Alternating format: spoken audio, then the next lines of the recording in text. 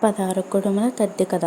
ఒక రాజు కూతురు పూర్వజన్మమున 16 కుడుముల తద్ది నోము కథ పట్టి అది ఉల్లంఘనము చేసినందుకు ఆమెకు దారిద్ర్యమును వైధవ్యమును సంభవించెను. ఆ దారిద్ర్యబాధకామె అనుభవింపజాలక ప్రాణమును విడువనేంచి యొకానొక ఎడవి త్రోవను బట్టి పోవుచుండెను.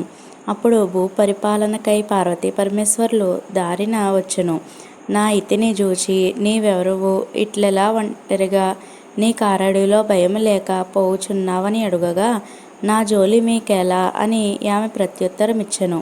ఇట్లనుటకు పార్వతీ పరమేశ్వరులు చిరునవ్వు నవ్వుకొని ఎందుచేత నీవిట్లున్నదానివని అడుగగా కుడువకూడు బట్ట కట్ట దారిద్ర్యము చేత బాధపడలేక ఈ అడవుల బట్టి పోవుచున్నానని ఆమె చెప్పెను.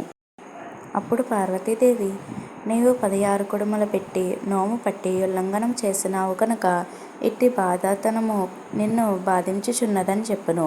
అది విని ఆ రాజకుమార్తె అమ్మా ఆ లోటు నేనెట్లు పూర్తి చేయగలను దయచేసి చెప్పవలెను అని ప్రార్థించెను. అందుకు పార్వతీదేవి ఆమెతో నీవిప్పుడు తిరిగి నింటికి పోయి భాద్రపద శుద్ధ తదియనాడు నోము పట్టి కథ చెప్పుకుని అక్షంతలు వేసుకుని యా నోము ఉద్యాపనం చేయు అని పార్వతీ పరమేశ్వరులకు భక్తితో నమస్కారము చేసి వారి వద్ద సెలవు తీసుకుని ఇంటికి పోయి తలంట నీళ్లు పోసుకుని బెల్ల కుడుములు వండుకుని చల్ల తెచ్చుకున్నటకై పొరుగింటికి ఎగెను. ఆ సమయమున ఒక కుక్క వచ్చి యోరగిలి వేసిన తలుపు తోచుకుని యా కుడుములను తిని పోయెను. అప్పుడా రాజకుమార్తె వచ్చి కుడుములు తిని పోవుచున్న యా కుక్కను చూచి అది కుడుములు తినుట గ్రహించి నిండు మనస్సుతో నా కుక్కకే తాను తెచ్చిన చల్ల 3 ముంతలు పోసెను.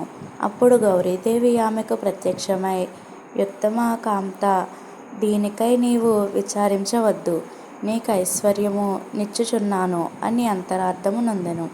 నాటి నుండి యా రాజకుమార్తె సిరి సంపదలు కలదై ఏటేటా 16 బెల్ల కుడుములు నైవేద్యము చేసి 16 బెల్ల కుడుములు వాయనము దక్షిణ తాంబూలాలతో నొక ముత్తైదువకు వాయనమిచ్చి ఉద్యాపనం చేయుట భూలోకమున నధికైశ్వర్యములననుభవించెను. ఈ కథ ఉద్యాపన 16 చేటలను చేట యొక్కింటికి 16 బెల్ల కుడుములు 16 డబ్బులను దక్షిణము నల్లపూసలు లక్కజోడు పెట్టి ఉద్యాపనము చేసుకోవలెను. కథ లోపమైన వ్రతం లోపము కాకూడదు. భక్తి తప్పిన ఫలము తప్పదు. కథ సమాప్తము.